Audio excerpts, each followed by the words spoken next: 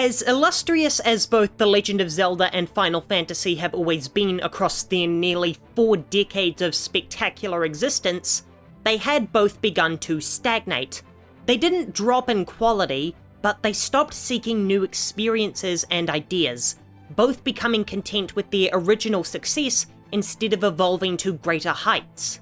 When Breath of the Wild launched, it changed Zelda forever, taking the established and once thought sacred formula and reinventing itself with a whole new type of experience that reinvigorated and inspired the dwindling souls of a desperate Nintendo fanbase. While I won't proclaim that Final Fantasy VII Rebirth is the best in the franchise or even surpasses the quality of the original, it feels like the new formula to take the series into its next 40 years of life. Arguably, Final Fantasy has been an open-world game since its original entry, but Rebirth is the first game to seamlessly blend it all together, removing the barriers and adding the activities that makes the planet worth enjoying. While Breath of the Wild was a complete retooling of Zelda down to the combat and storytelling, that's not what Rebirth is. As weary as I am of 16's combat becoming the new mainline combat system, Rebirth is definitively an RPG.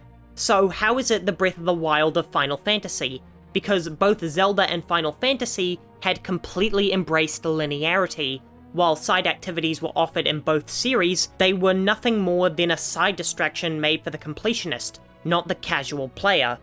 Breath of the Wild and Rebirth took that linear corridor you'd come to know and smashed the walls down, revealing a gorgeous and content-rich open world, not filled with meaningless collectibles and camps, but engaging stories, unique battles, and endless activities.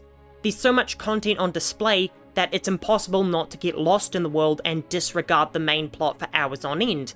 But this is where I offer an odd criticism of Rebirth. Breath of the Wild knew that the world itself was the game's story. The player would craft their own stories to share with friends as they ventured across Hyrule. As such, they left the main narrative bare bones and purposely uninspiring, so the player wouldn't feel the need to rush the dungeons and ignore the world around them. Rebirth not only has a great story, but it also has one with anticipation, mystery, and excitement. I felt so guilty when I was slacking off with open world questing because I knew that Nomura had specifically teased the ending, which I was desperate to get to. It took the sheer delight of the gold saucer to tear me away from the critical path, and then I spent the better part of 5 hours exploring every single thing it had to offer, and then I didn't get pulled away from the plot again until I got to the point of no return. It feels so strange to criticize a game for having a great story, but every game that's amazing because of its open world generally has an unengaging main narrative, whether it's Zelda, The Witcher 3, or Skyrim. But now that I've seen my much coveted ending, I've spent the rest of my weekend diving back into Rebirth's open world, and I'm enthralled by just how much there is to find, and I won't spoil any of it here, and I'll only use footage from the first half of the game.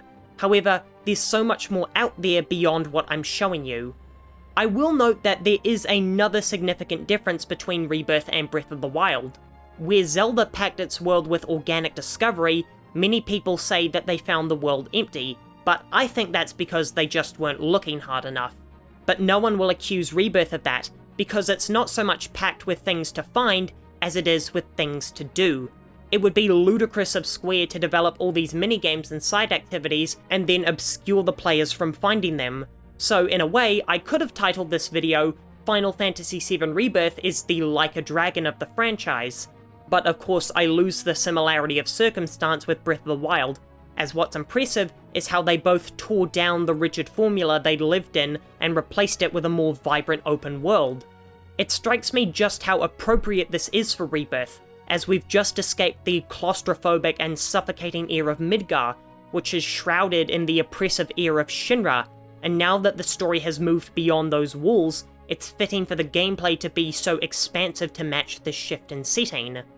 Though I am worried about where this leaves the third installment, which I'm predicting now is going to be titled Final Fantasy VII Reunion. As we've already explored most of the established world, does this mean it's going to switch back to the linear style of remake, or will they simply reuse the old map and we'll see it released in late 2026? But forget about the future for now, and celebrate the fact that Final Fantasy has broken down its walls and given us one of the most expansive and content-filled worlds since The Witcher 3, with the most feature-rich location ever with the Gold Saucer, creating the most loving recreation of one of gaming's most iconic worlds, realised in a glory that has to be seen to be believed, all while not stuffing it with meaningless copy-pasted objectives and an attention to detail that borders on the developers wasting their time. And if you're interested in seeing me analyse Cid from Final Fantasy XVI, then click the video on the left, and I'll see you in 2 days for another Rebirth essay.